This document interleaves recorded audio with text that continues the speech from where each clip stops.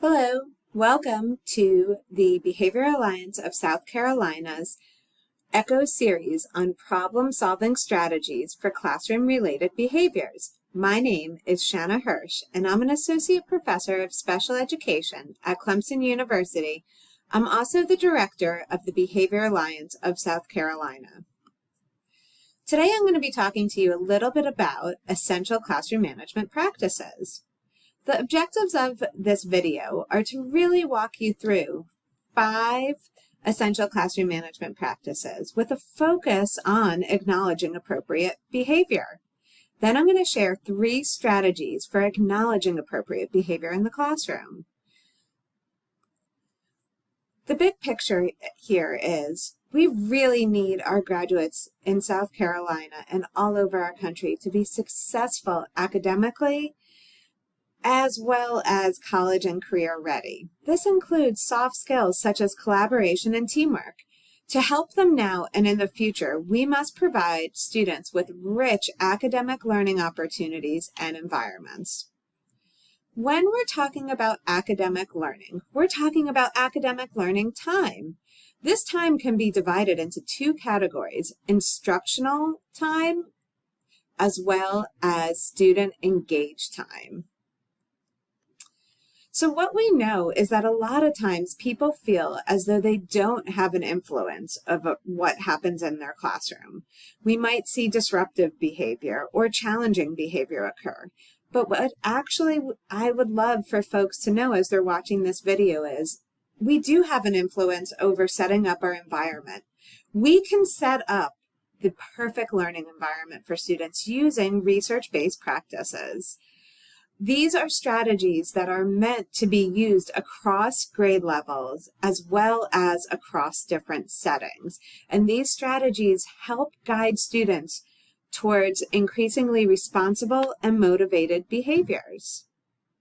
The content from today's didactic is highlighted in this recent brief from the PBIS Technical Assistance Center as well as the Florida PBIS project.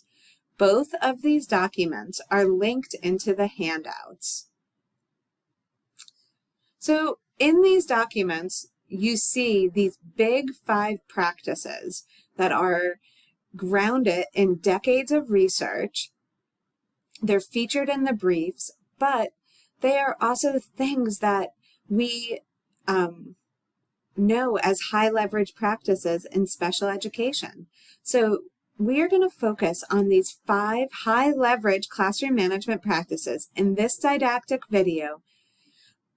One of the reasons that we have highlighted them, not only are they documented in multiple research papers as well as training briefs, but they are also the most common practices across multiple classroom management systems. So whether you're implementing CHAMPS or conscious discipline, you'll see these 5 components being implemented in most of these classroom management systems.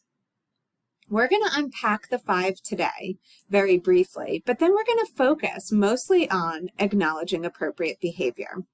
I'm going to highlight some of the things that you can look for when you're setting up a classroom and supporting teachers implement these skills. As we introduce these classroom practices, it's important to think about the science of behavior.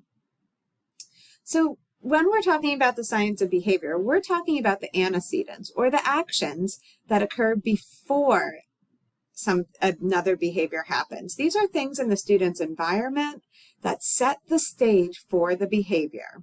An antecedent can be the physical setting, materials that are provided, or prompts, or maybe it's people that are present.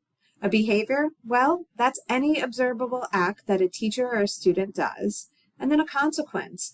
These are the results of actions or events that directly follow the behavior.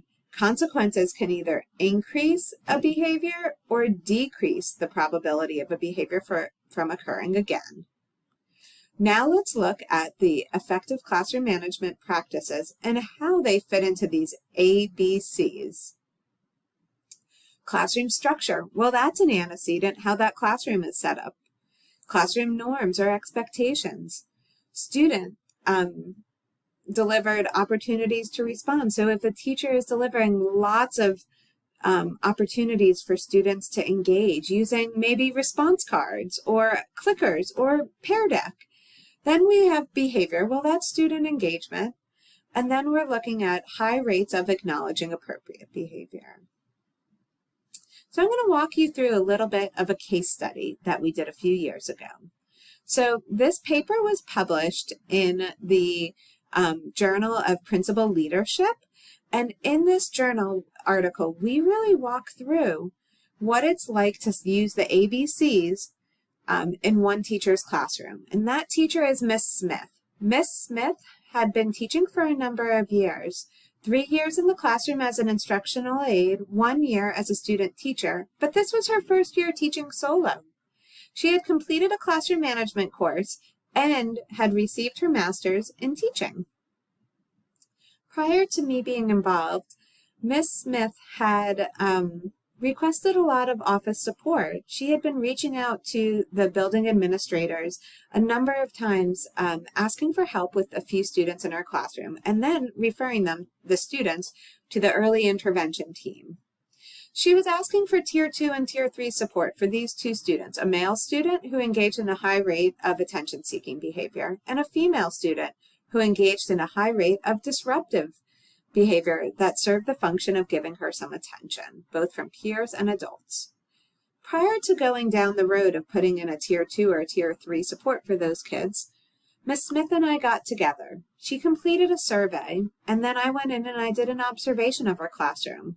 Then together we looked at both the survey data as well as the observation data, and we mapped out where she was. What were her strengths? What were her areas that needed some attention? And from that, we created an antecedent behavior and consequence plan for her. So this was Miss Smith's action plan. What you see here is we looked at strengthening some of those Tier 1 supports that were needed that we know as really effective classroom management practices. Those antecedent practices, such as a predictable lesson plan, providing students with an advanced organizer, using an attention signal as a behavioral strategy, providing students with a number of opportunities to respond. We also revised her reinforcement system, increasing praise and delivery of classroom-wide points. So going back to those two kids, here's some of our data. Student 1 and Student 2 are graphed there. Each one has a different color and a data path. Here's what you could see. During baseline, their engagement was variable. But once we put in the teacher action plan, we saw both of these students significantly increased in their engagement, as well as it became more consistent. There wasn't as much variety. They were just consistently engaged around 80% or more. So as you can see over time, no student level intervention was necessary. We just worked with Miss Smith. So this goes back to those 5 classroom management strategies. With focusing on acknowledging appropriate behavior, we can really think about how we can support students like those kids in Miss Smith's class. So generally speaking, acknowledging appropriate behavior is a strategy that looks like behavior-specific praise. Feedback, which is information that teachers provide to students to increase motivation, engagement, and independence with the goal of improving students' overall performance in academic and behavioral domains.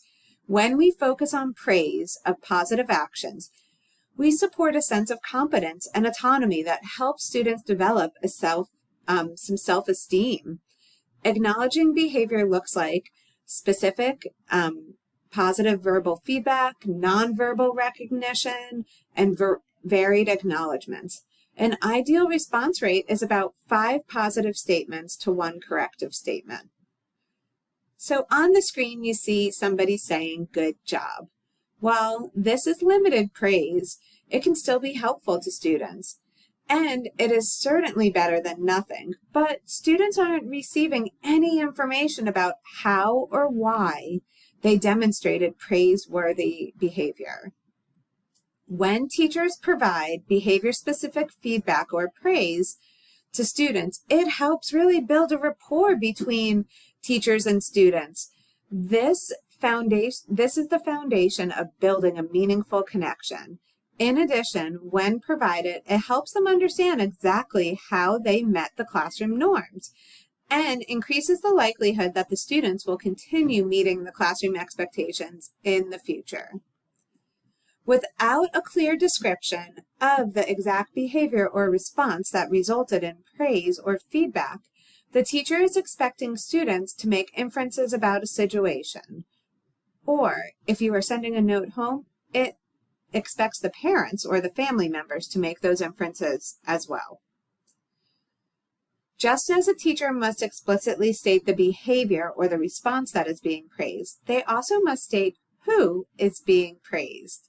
Personalizing praise and feedback by addressing the specific individual or group ensures that this confidence-boosting classroom management strategy is reaching the right people or the intended person or people. The timing of praise and feedback is also key to being effective and should be delivered immediately after the appropriate behavior occurs. Now that we've introduced and defined providing behavior-specific praise or feedback, let's see this classroom management practice in action. In this video clip, watch how a teacher uses behavior-specific feedback and praise to keep students motivated throughout their lesson. Today what we are going to do is we are going to begin to write a letter to our teacher. So if you would please begin the proper code with the date.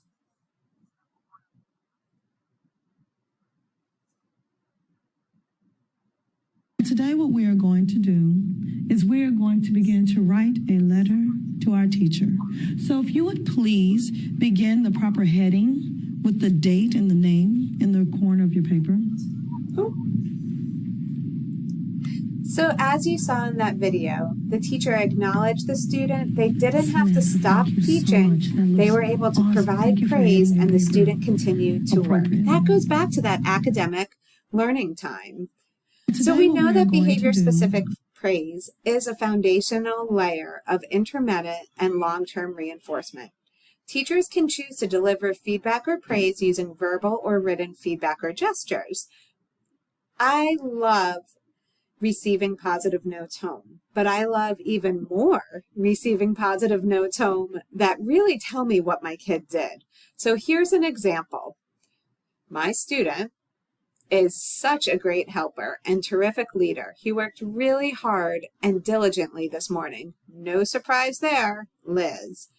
So not only did this note provide my student with a lot of praise in the moment, both from the teacher, they carried that note home. It was folded up in a pocket, and then they gave it to their parent, who then read it out loud.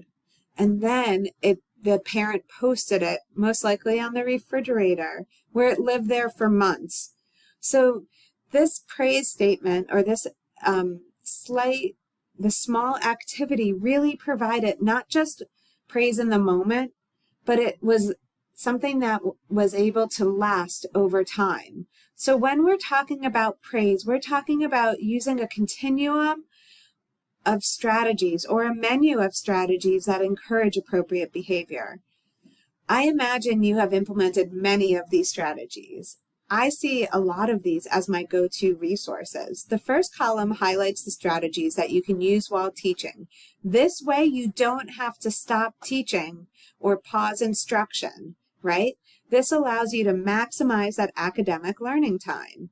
Columns 2 and 3 on the right take a little bit more time. When students are learning skills, we really need to focus on that free and frequent level of reinforcement. But over time, you can move to intermittent reinforcement, which really allows the positive feedback to help maintain the behavior, because we don't want to remove all reinforcement because students might not sustain those skills over time. So intermittent is a really nice place to be. I imagine that you use lots of them, these strategies here. One of the things that you also could consider is the function of behavior. So very few of these strategies are based on spending money, going to the dollar store, creating things. These aren't tangibles. These are really that big middle column where it says social attention. When we have surveyed kids over the years, we have seen that overwhelmingly upper elementary and middle school and high school kids, they want that social attention or escape from activities.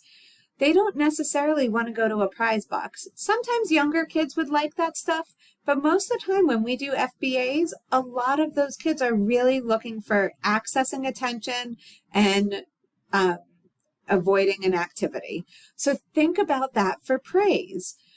They want leisure time, talk time, time outside. The last thing that I want to leave you with is thinking about a task analysis. A task analysis is a nice way to think about what is the most challenging time of the day that I could just increase my rate of praise and student recognition.